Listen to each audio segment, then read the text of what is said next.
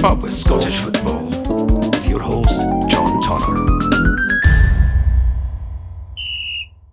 So in this week's episode of the Low Ball Show, my guest has played with teams such as Stirling Albion, Albion Rovers, Hamilton, Raith Rovers, and then a couple more spells at Albion Rovers. Has also been in the dugout with teams such as Albion Rovers, Arbroath, and Linlithgow Rose. My guest today is Todd Lumsden. Todd, thanks for joining me today. Thanks very much. No, thanks for having us. So, just to kind of look, I mean, you youth-wise started in England, but then quite quickly moved up to Scotland to start. Yeah, I did. I left home when I was 17. So in England, you go to school for 2 years to do your A-levels, and I kind of left halfway through to sign for Oxford United.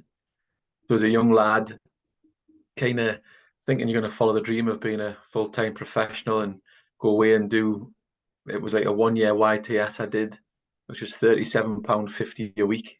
That's what I got. You were put up in digs, obviously, because you were part of the youth team, and you got your expenses paid for, and it was great. Loved it. Signed a professional contract.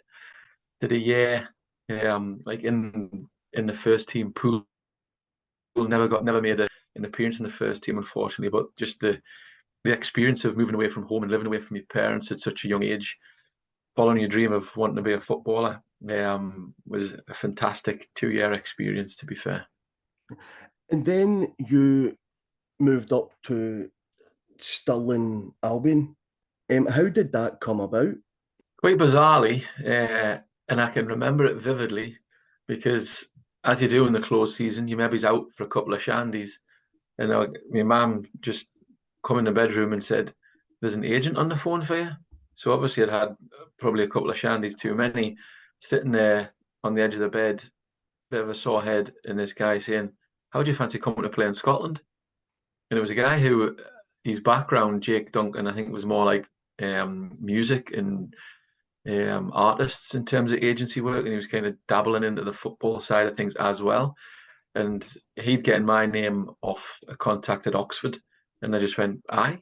So I came up and had a few trials for different teams and played different games, and ended up signing with Stirling Albion when what would have been the Championship then, when Kevin Drinkle was the manager. So I was 19, playing centre half in the Championship. Played maybe, I don't know, 20 odd games or something like that. Maybe I didn't join straight away. I didn't. It was September time, maybe, I think I signed, something like that. But again, it was just by chance, really, by chance.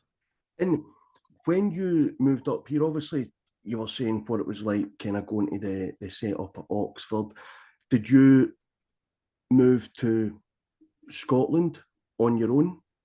Yeah. So I had a decision whether I tried to get my own flat or whether I went and stayed with a family. And my mum and dad, like, just go and get digs again, and rather than kind of like moving into your own house. So I ended up moving in to a family in Torbrex, Robin and Vanda Sharp. And God bless her, Vanda passed away last year, but I still keep in touch with the family. And that's like, 19, so like 20 years ago. So just still trying to keep in touch, albeit remotely, a message here and there on social media, you know what it's like. But just, they were a lovely family, really looked after us as if I was one of their own, and that again just makes you feel a little bit more settled when you're living away from home again. We had a Norwegian, an Icelandic, and a French stroke Ivory Coast player, and then there was me. So that was the kind of foreign contingent playing for Stirling Albion at the time. But again, it was a different setup. Stirling Albion were a hybrid full-time team where it was maybe like 75% full-time and then 25% part-time. So we'd train during the week, during the day, and then there'd be a night where we'd all train together at night with the part-time guys. And we didn't have the best of seasons, ended up getting relegated. The club kind of went part-time the following season after they had a bit of success. So on the move again. So from there, I mean, when you got relegated, did you kind of think you were going to stay up here, or was it really just kind of whatever opportunity? So I went back to the northeast, back to my mum and dad's, and I was playing games for like Gateshead and Blythe Spartans. So at the time it was like the feeder league to the conference, and the conference league, that's what Gateshead were in and Blythe Spartans were in, and just kind of thinking, maybe this is just what I'm going to do. And it wasn't until I ended up playing a friendly for a local team, and a guy called Mark Shanks was manager at Albion Rovers. When we played against them, and he said, "You fancy coming up for a couple of games?" So I was like, "Aye, why not?" And at the time, no disrespect to Albion Rovers, because the club are hold dear to my heart, but they were known as like the worst team in Scottish football. But see, when you're a young lad still, and you've got a chance to go and play football again, I'm like, what have I got to lose? Go and take the chance. They had grand dreams of going full time the next season, and that's what they were selling it to us. Like, if you come and play this year, next year we're going to go full time. I was like, wow, that's really a big kind of selling point. So, but they did, and we went full time. I'm still friends with guys now: Chris Silvestro, Sean Clark, Martin Hardy, Chris Fahey, who were all full time at the time, and we're still keep in touch with them now. And it was a fantastic experience, and we actually did quite well. Two seasons we missed out on promotion in the last game of the season. So you think, like, the success that we had, just taking a chance. Because I remember my dad asking, saying, "Look, what do you want to do? Do you want to keep going, or do you want to give up?" He says, "I still want to play." He says, "Well, go for it then." So the support of my family to go and follow your dream, so to speak, was a big factor as well. And you'd stayed at Albion Rovers in the kind of first spell for quite a few years. I mean, did you just kind of feel like everything round about was quite settling, like kind of what you were looking for? So the club were absolutely fantastic with me, because they sourced a house for us where I lived in it.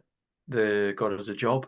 So I went and worked at the time for Andrew Dick, who was the chairman at the time, went and worked in his factory. And then Davy Shanks, when he became, I moved to his company. So like, they looked after us as a player, because I knew, like, I was away from home and needed a job. So they gave me a job as well as giving us a professional contract to play for the team. So they kind of looked after us in that respect. I ended up leaving Davy Shanks's business, and he got us a job again for a company called Marlowe Pallets at the time, and it was in Airdrie.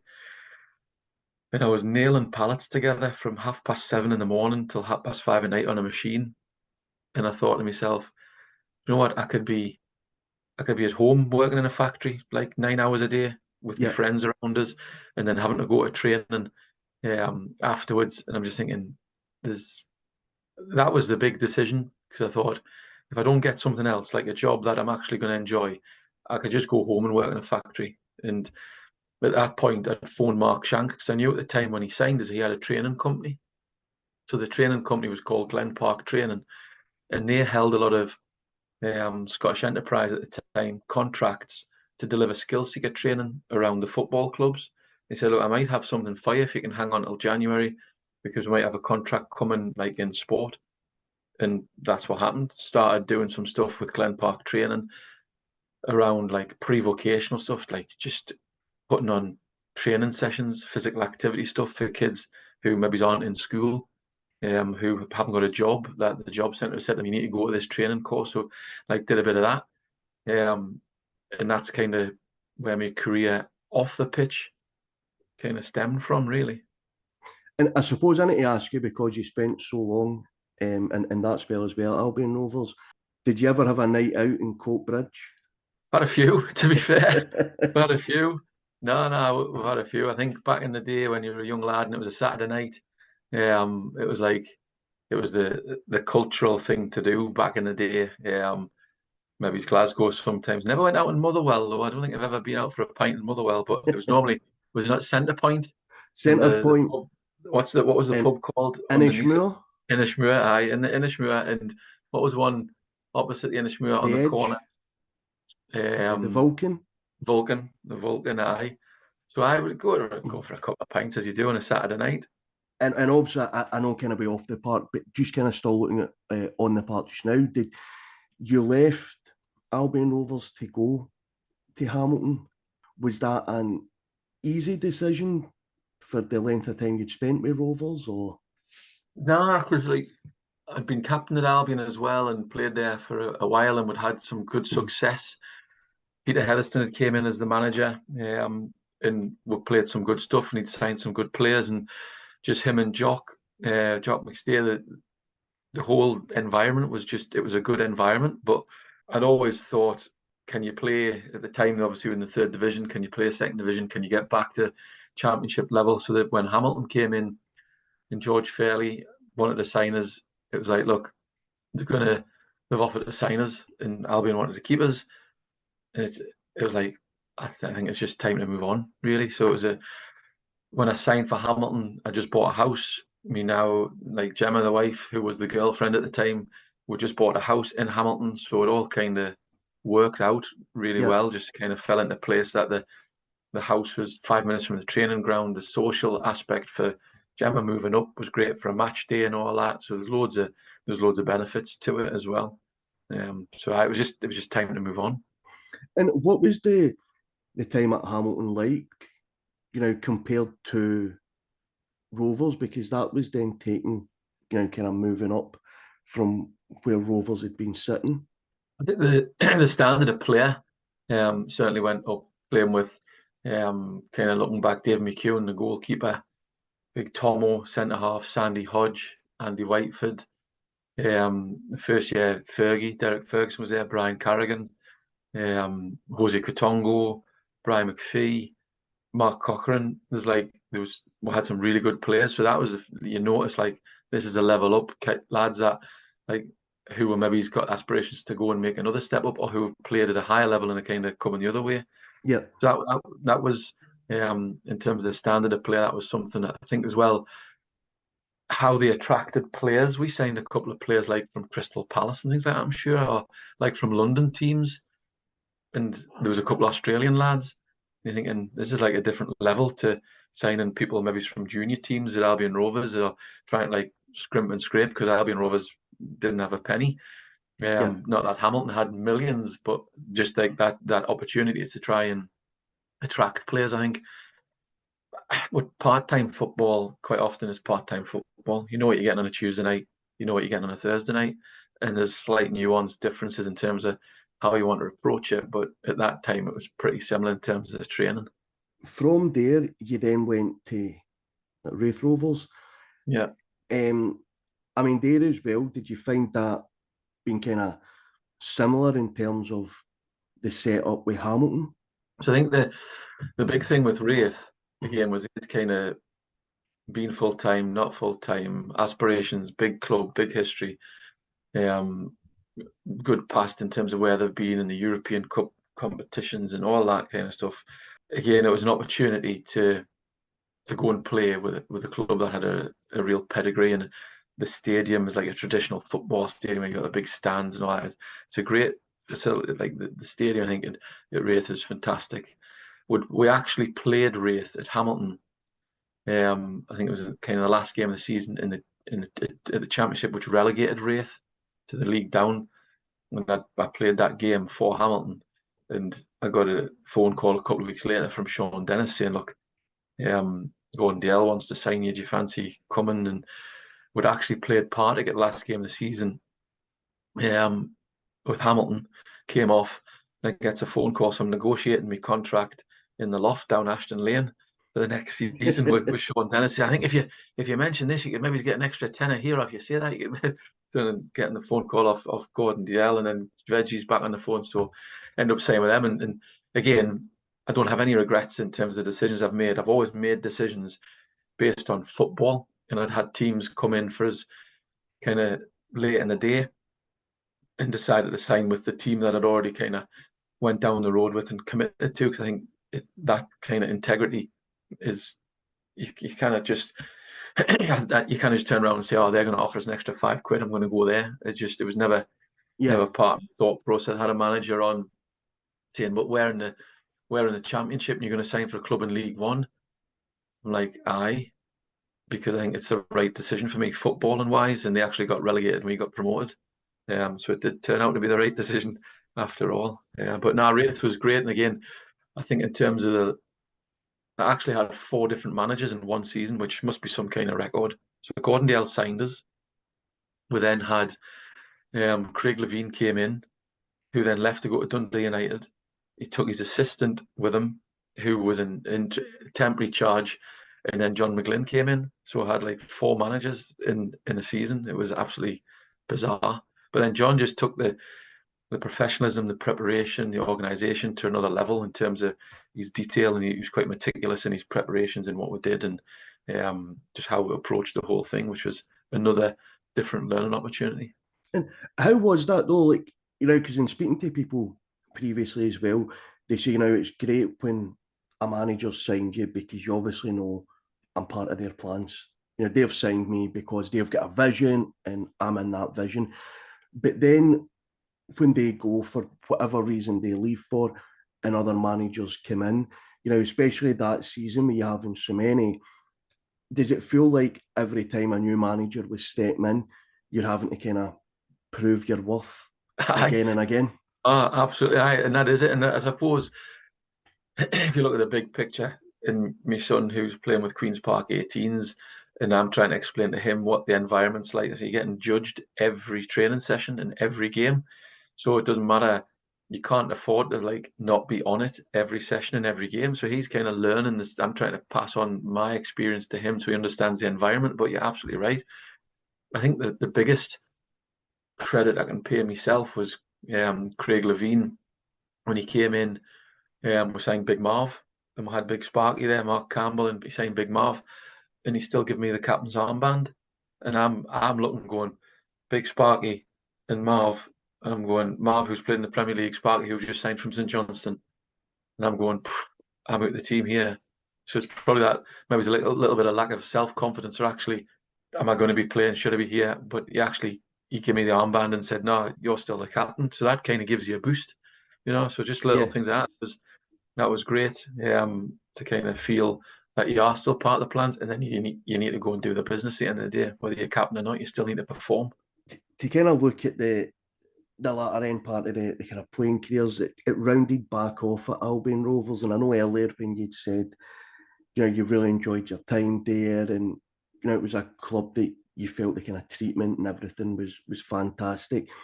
Was that what kind of made the kind of easy choice to go back, or was it still a difficult choice to? How it happened, I think at the time I signed a 2-year contract at Raith because financially it made sense. The age and stage of my career, it made sense. But in hindsight, I probably didn't play as much in the second year of that contract because of my age and because of where the team were going, and probably transitioned to more full time. So again, probably didn't play as much as I'd wanted to. So I could have moved, but I actually went out on loan. And a lad who I played with, Robert Walker at Hamilton, I'd been in contact with him, and just it's like just chatting with people. And he says, "Why don't you come to us on loan? Like if you're gonna not be playing with Raith, come back to Albion on loan." So he kind of shot himself in the foot because I ended up taking his place. So he spoke to the manager about getting us back on loan. And he ends up getting papped out the team to play me. So I still haven't thanked him for that really. But what happened there was then getting back involved with Albion and with Paul, and then knowing I was coming to the end of that contract. Paul says like, "Do you want to come? Do you want to come and be like a coach or something like that? Do you want to do something like that? And you can be a player coach." He's like, "I'll come if I'm your assistant manager because it's something that's interested." I'd done my B license and I was late 20s, 28. So I said, "I'll come and be player stroke assistant manager." He says, "Great. Do you want to be captain as well?" I says, "No." He says, "You can take the throw-ins as well and the free kicks." He's like, "Just saying you can do everything." I said, no, I can't be captain and assistant manager. Like, no, that was kind of the first venture into like the coaching pathway, I would say. But that was a big factor of why, because Paul gave us the opportunity to, whilst playing, be involved in the structure of the training, delivery of the training, really heavily influencing what we're doing off the pitch as well as on the pitch. So that it was a great opportunity to go back. And how did you feel then when I know previously from where you were playing, you were saying about the opportunities kind of work-wise that you were getting to take kind of coaching sessions and doing physical activities with kind of different people for whatever reason, whether it be work or that weren't working and things like that. But when you then went into this environment and doing it with people at one point that were your peers, did you Did you find the transition to be quite easy? I did being the assistant manager, I think, easier than when I then became the manager. I think Paul always used to say, like, when you talk, the players listen, which is obviously then that kind of makes you think, right, well, I've got their attention. At least that's one thing. But I think as well, in terms of what we did, I would hope it would kind of reflect what the game was and what we needed to do. I was very big on trying to put on training sessions that they would like to be involved in, but also what reflected how we're going to play, what we're going to experience on a Saturday, what we need to do. So it wasn't like alien. Like we do this on a Tuesday and a Thursday, and then actually we play completely different. So to kind of trying to do that from a joined up perspective. So I thought that because as a player, I was very vocal as a player and playing at the back as a centre half, very vocal in terms of organising the team around you. So that kind of speaking and organising, I'd kind of done it as a player, so I didn't really see much of a jump from that respect. Probably what I looking back, and it's only in hindsight and with experience you look back and think, my goodness, what an absolute tadger I was. Because when I think back to when I then took the job as a manager, I still thought I was a player and like still trying to get after the players to win every single header and win every tackle as if I'm still on the pitch. And it's only now when you reflect back and you go, what on earth was I doing? Like, why did somebody just pull us aside and go, just calm down a bit, man?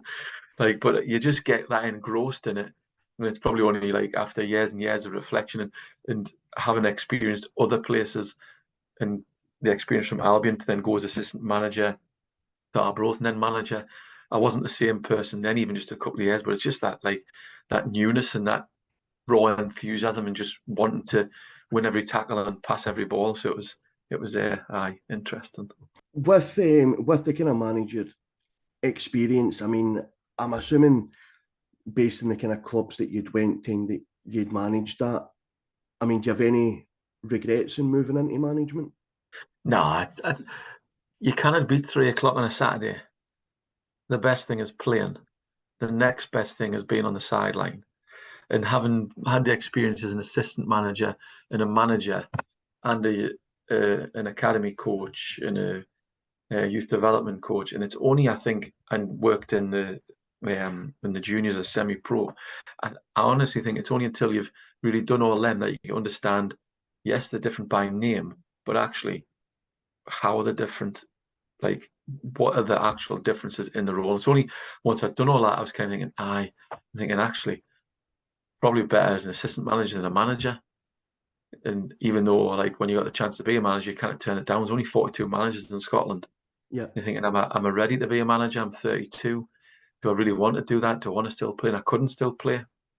I just didn't think I could take that level of responsibility as a manager at Albion and play at the same time. I think I did it okay as a player because then you're not actually the manager and you still need to try and make sure your performance level is beyond reproach if you're going to then dig out your teammates kind of thing. But as I got older, then you're getting injured more and I'm not playing as much. I'm thinking I just stopped playing. Do I regret that? Maybe, but I couldn't do both. I just couldn't do both. So then you couldn't turn down the chance to be the man. No, I'm not ready. Just you might not get a chance again. So you just need to go for it. So yeah. And then looking at and just kind of picking on Albion Rovers there, because looking at the amount of years and roles that you had at Albion Rovers over the course of your career, to see where they are now, do you find that a disappointment? Aye, hugely. I mean, the club have grown so much probably from when I was there the first time. Ronnie Boyd, who's involved in the community side of the programme, asked us to help them set up a football development officer role. So even things that some people probably never heard about, like helping them in the background, creating the job description, interviewing for the candidates, putting them on a pathway to then start growing other aspects of the club. I was back a couple of months ago. Actually, it was the week before the playoff game for the football fans and memories group. Just went back and chatted, like things like that weren't in place. So the things that they've done off the pitch has been great. It's such a disappointment that they didn't manage to stay in the league, and I know it'll hurt the fans because the last thing you want is, if you look at some of the clubs that have gone down, they haven't returned yet, and Yeah. that'll be. And I know, like, I've worked with Sandy since 2011. Sandy Clark, good friend. He was my A licensed mentor. He came to work for us at New College, Lanarkshire, Cumbernauld College at the time. Speak to him like regularly, even though I don't work with him now like directly. So I know for him, like, speaking to him about his prep, we've done as much as we can. It's now down to what happens in the 90 minutes. So it's not like they hadn't, no stone left unturned, as they say. So it's a huge disappointment. And I did go and watch Rovers recently. I seen them in the game against Kilmarnock, which I thought they were very unlucky not to have took something away from. And then I went over and seen them playing the cup against St Mirren B. I went to that, which I thought 30 minutes in the first half, they were outstanding.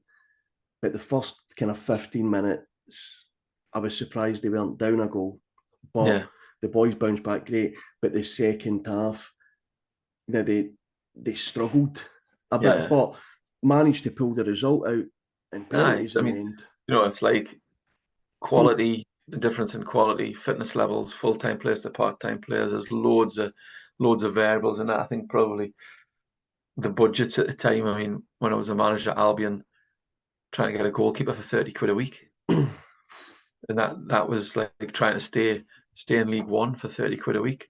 So no disrespect to whoever you get for 30 quid a week, but if that's all you've got, you're going to get a 30 quid a week player. Yeah. You know, and that's a harsh fact of life, and it's a reality that if that's all you've got to pay, then that's what you're going to get. Because the better players will play elsewhere for more money, and that's what they're up against sometimes. And recruitment is absolutely key, absolutely key. I never felt I had a huge profile to attract players when I was at Arbroath, even though, like, you've played for a bit and you're kind of trying to do your stuff. And I look across at the other dugout, you've got Barry Ferguson, Scotland captain, absolute legend, signing players at Clyde for however much a week. And I'm going, come and play for us at Arbroath. We'll give you, like, where they're going to go. They're going to go and play for Clyde, for the ex-Scotland captain, Rangers legend. So it's difficult. It is. It's all about getting players and the finances behind that. And just interesting, you kind of touched on that there. Do you think, especially kind of lower league levels, that to sign players, and I totally understand we kind of money and budgets and how difficult that can be, but do you think that reputations of the kind of management and things are a big thing?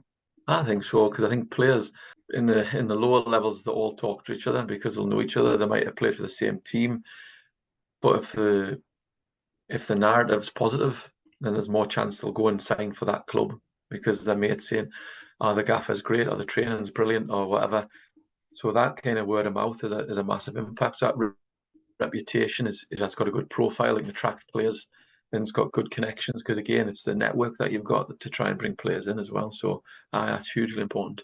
And then when you kind of ended the sort of management side of it and now do what you're doing now, was that a difficult decision to make in sense of, you know, we were saying earlier, nothing better than 3 o'clock on a Saturday and being on the park or in the dugout. I can imagine when you're saying that was a bit of a tough decision to make. Sometimes it's made fire though, so you don't sometimes have a choice. I've always been fortunate that probably most of my career in Scotland I've been part-time, so my job has been like my stable income. I worked for, obviously, the training company then got taken over by Cumbernauld College at the time, and then we started working for a sports department where we created some football performance courses, and that grew. And then I was kind of that head of that sports department for 15 years, working with Alan Moore, Sandy Clark, Ali Breton, Davy Robb, Davy Mitchell, Scott Woodhouse, who were a fantastic team of human beings. It was like we're a family. When people, I love going to work. No, I really loved my job. But that was a kind of day job. The side job, the hobby, as the wife calls it, it's just a hobby. Like, okay. That was it was just evolution, really, because I think you're only going to be a manager or an assistant manager if you get the opportunity, and if nobody wants you, then that's when it's time to give up. So it was a case of, right, well, so I've been Albion and then left there, and then Rangers asked us to go in as under-17s coach. Great, go there because they wanted us. Went there. Then Murray got the job as he'd been for a couple. He said, "Look, if I get a job, you come as my assistant."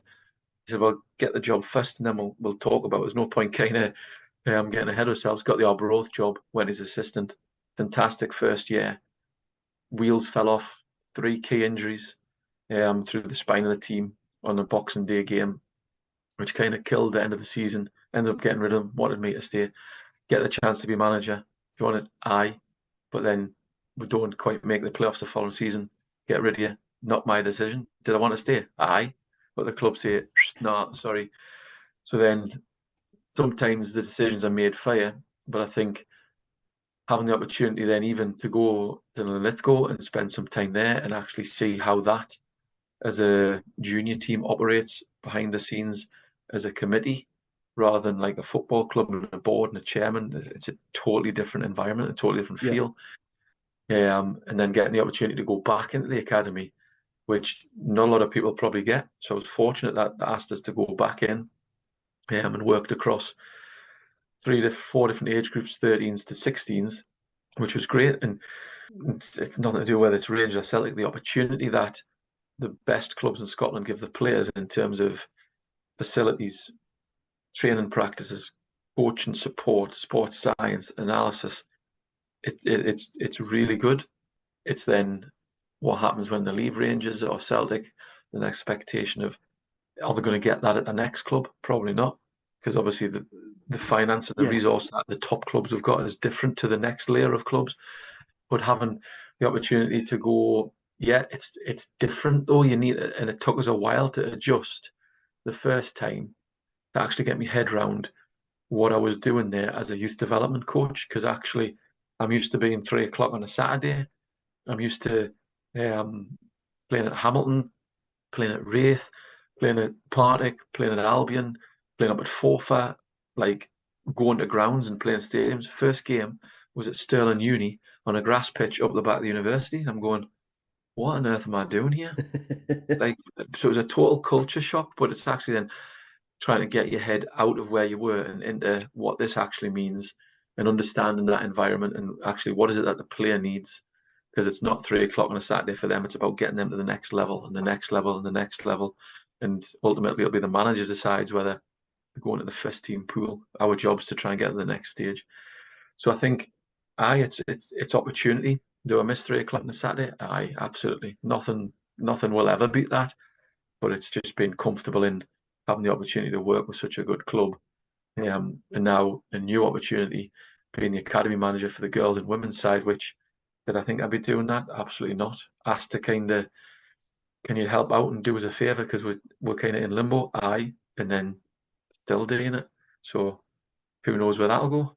Yeah, and looking at the way the setup is now with the leagues, so you've got your kind of pyramid system now for teams to get to kind of come up.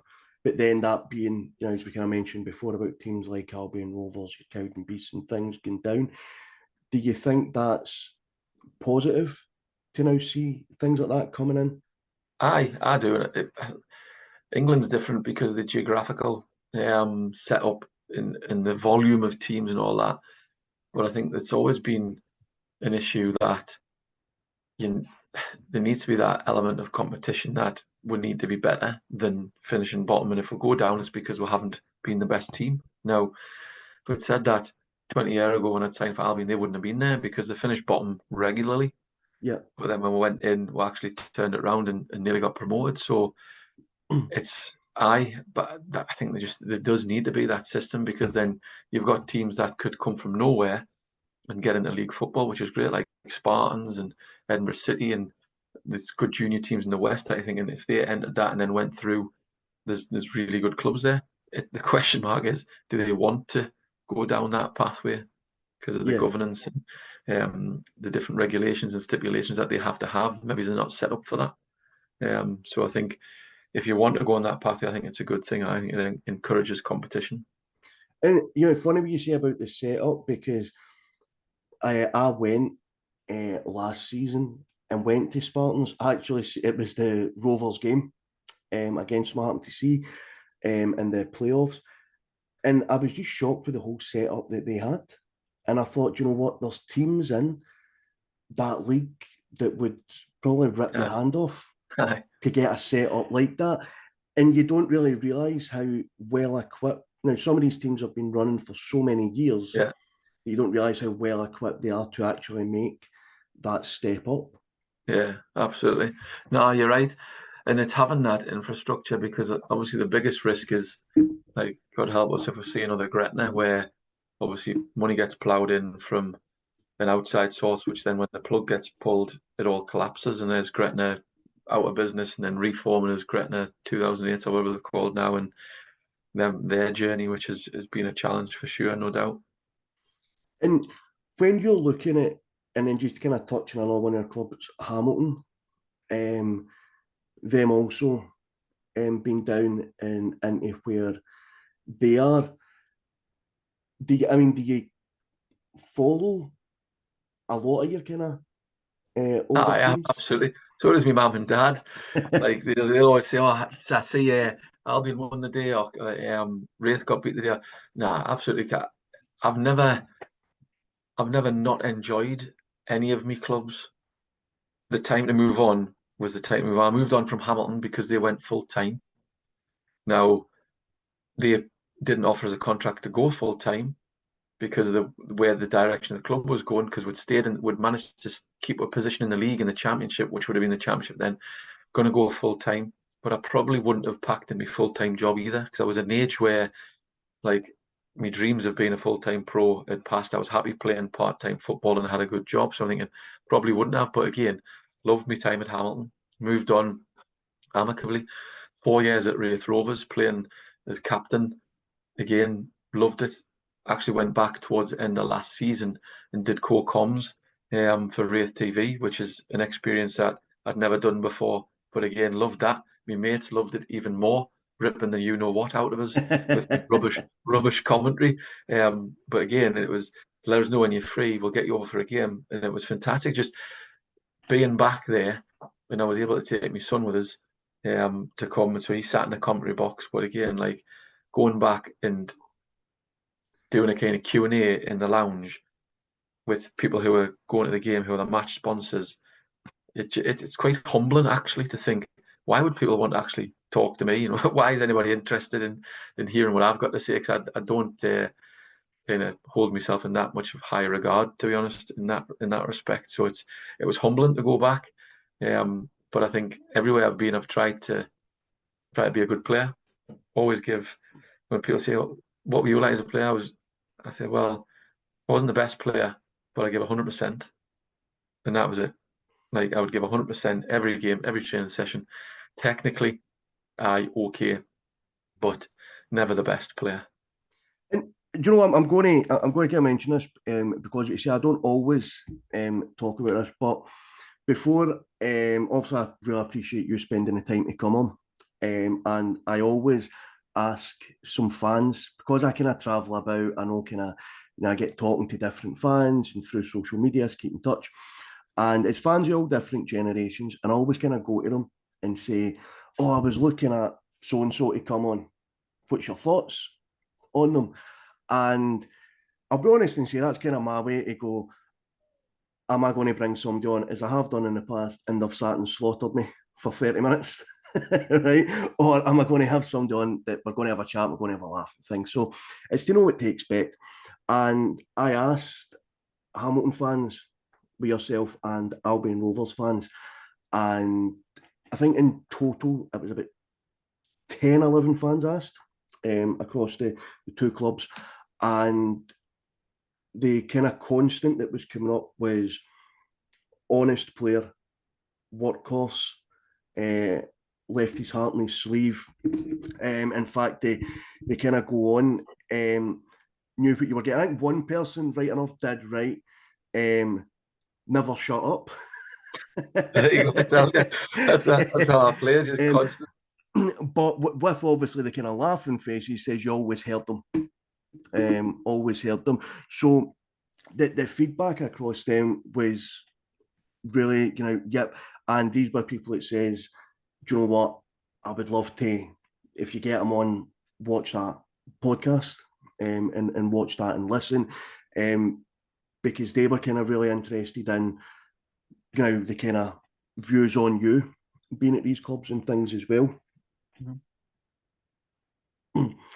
But to look just kind of in rounding up slightly, if you were to look at the Championship at the moment, if I was to say to you, Todd, pick a winner for the Championship for me.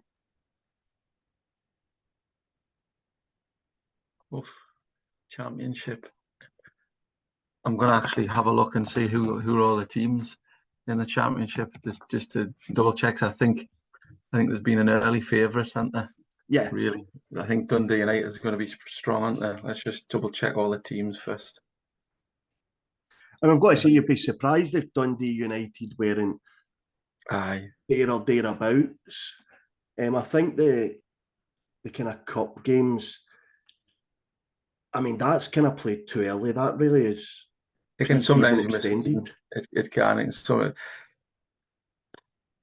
Well, I mean, I was surprised actually last year as well with Queen's Park how well they did, to then how the wheels fell off in the last couple of months because they were flying. So they could, again, where they're going. But you look at some of the teams that Airdrie did fantastically well last year as well. Raith, obviously. Was it last season? I think at the going into the last game of the season, every team minus one could have been involved in promotion battle or relegation battle. And I think that's kind of the story, the tale of the tape over the last few years as well, isn't it? In terms of how tight that league is. And I think one of the things going from playing in League Two and League One and being kind of predominantly part-time, you've got the odd team that maybe flip in and flip out who are kind of full-time. But then you know that when you go in the Championship, you're playing against full-time teams. When people who are doing that as their living, as their job, as the main thing, so that the standard there is, yes, there's a jump from League Two to League One, but actually in the Championship there is, and I think Arbroath have done fantastically well. The run that they had, obviously 2 seasons ago, was ridiculous to where they got to think that they were 1 or 2 games away from being in the Premier League. Obviously didn't do so well last year, so they might find it tough. But if I was gonna, I think I would need to have a bit of a cop out and go probably for Dundee United. I think just simply because of the fact that they've come down from the Premier League, they'll be championing a bit, but it's not going to be as easy as that because there's some very, very good teams in there. Well, Dundee United, I'll be honest and say, was my pick as well. So Dundee United was the team that I'd kind of picked out that I thought I would be very surprised, although I think it will be tighter than a lot think. I'd be very surprised if Jim Goodwin doesn't get them up. If we jump down to League One, which I think is quite interesting, because funny what you're mentioning about the kind of mix of full and part-time, but there's quite a few, I think, full-time teams now dropped into League One. Like a Falkirk. Hamilton will still be full-time, or the Queen of the South are full-time. Cove are full-time as well, are they not as well? Yeah, that's right. Cove went full-time. So you'd think that would give them an advantage. I mean, Falkirk, they obviously no one has the right to be in any particular league, but they shouldn't be in League One. Falkirk, for a club of their size and where they've been over the years, they just shouldn't be in there. Yeah. Queen of the South being a regular Championship team over the years. Do you always think Hamilton's a surprise? Because when you remember them under Alex Neil sitting in the SPL, and that really wasn't that long ago. I think obviously John Rankin, his boy plays at Rangers. That was in the teams I've kind of worked with. Good little player. So let's go. I'm going to go with my heart rather than my head. I'll say Hamilton just because I played for them. We'll go with them. The League One. I'm genuinely not agreeing with everything you say, but I have No. actually picked out Hamilton. Aye, right. Because, and I'll tell you why. So the very first podcast that I'd done was with Jerry Strain, Yeah, who's Jerry, the director at Hamilton, yeah. and he showed us the whole setup, took us round, kind of met a few people there as well. And I really walked about, and obviously I'd known about Hamilton now, as I say, with kind of Alex Neil and being Raith Yeah. and things, but I thought, how are they where they are? Like, there's no chance they should be. Nah. And was kind of lucky enough that Jerry, even though he was on holiday, had invited me and my dad to a game. I was going to take my dad to a Hamilton game, and we went. And even watching kind of some of the football that they were playing, I did again think, why are they where they are? So that has, I think for me, it's my heart, but in a kind of different way, because I do, I'm very grateful to Hamilton for being the kind of now, and Jerry especially, for being the first people to say, do you know what? Yep, happy to come on, happy to kind of do this. Took us around, even get the brought us into the stadium, get the trophy cabinet and everything opened, and showed the cup. And then I've had John Rankin, kind of saying, do you know what? Let's get the season underway, and I'm happy to come on as well. So I think I always want to see them doing A little well. bit of loyalty there. Yeah, I think, do you know what? I remember. You cannot go against them after that, then, can you? So I thought I kind of remember that. And if we drop to League Two, the kind of league there, I'll be honest and say I think this is really tight. Aye, tough. Yeah. I'm thinking that myself. I haven't got a team in there that I've played for, so that's definitely out. Can't go for that. You can't cop out with that anymore. Nah, that's a cop out. Do you know what? I'm going to go for Dumbarton for some reason. I think they've again a club that can attract players, because you always hear that they pay not bad dough, and if you pay not bad dough, you can get some decent players. So I'm going to stick my neck out and go for Dumbarton. I think, just don't know why. Just think they've done all right over the years, so I think they could be up there. It genuinely feels, Todd, right? Like I've sent you these answers. Aye, you're mugging us off here, to be fair. I'll John, tell you. honestly. I'll tell you why. Because Steve Farrell has been on the Yeah. podcast. Was an absolute gentleman. Then got in touch with me, because I travel about, kind of watching a lot of different Law League games, and he was messaging me talking about it, and then he just randomly messaged and he says, "What are you doing in this date?" And I went, "What do you mean?" He says, "Have you got a game to go to yet? Have you kind of looked out?" And I says, "Well, not yet. No, I've not kind of picked one out yet, but I'll be picking. Make your way to our stadium, and I'll see you there." And again, it was that whole, just kind of didn't need, people just coming on is kind of massive enough for it. But then to have kind of people reaching out, like kind of managers of clubs and stuff, and saying, "Do you know what? Come over, come and kind of enjoy your day here," which I thought was kind of really nice. So again, that is genuinely the sole reason. Is the sole reason as to why I've went for Dumbarton in that league. So looking and the kind of final point here, and just kind of talking the leagues, without kind of going right through with the kind of lower, the further down leagues and that as well, the kind of lowland. When you look at, as we touched on earlier, teams that go down and haven't come back up, no team's done it yet. Do you think that they set up for a team winning the league and then getting into a playoff is a fair way to decide it, or do you think the winner should be up and the loser should be down? You would like to think it's heavily stacked, isn't it, to the league teams. Kind of, even if you look at, is the Premier League playoff not still that the Premier League team kind of comes into the final and the Championship teams playoff, and then so it's like, I think the only thing probably for that is the volume of teams in the league isn't huge. So you could say, well, actually, the bottom one goes down, next one's going to play up, but the actual volume of teams is probably low. If there was a bigger league, maybe. I think playing a playoff, it still gives you a fighting chance as well. The league doesn't lie. Another cliche, in it. At the end of the day, you are where you are. So you've been the 10th best team, so you need to deal with that. But then you've still got a chance. Still got a fighting chance to come through the playoffs. So I'd probably go with that just in case, but gives you a chance. And again, Todd, really appreciate you coming on. The final question, non-football related, but I ask everyone, if there was to be a film made about your life and you could pick who played you, who would you pick? Oh, I've never ever been asked that question, or had given any any idea. Who would? Oh, I've no idea. I've no idea. I'm not a huge film watcher either, in terms of.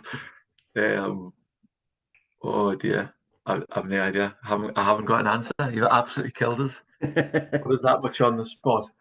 You could go for like Jimmy Neal for the Geordie accent or something like that. Look, Todd, really appreciate you taking the time to come on. It's massively appreciating taking the time out your own time and that to come on. Look, all the best with the academy working moving forward on that. And again, thank you for coming on. No, thanks for having us, John. So, thank All you. the best. Cheers. Cheers.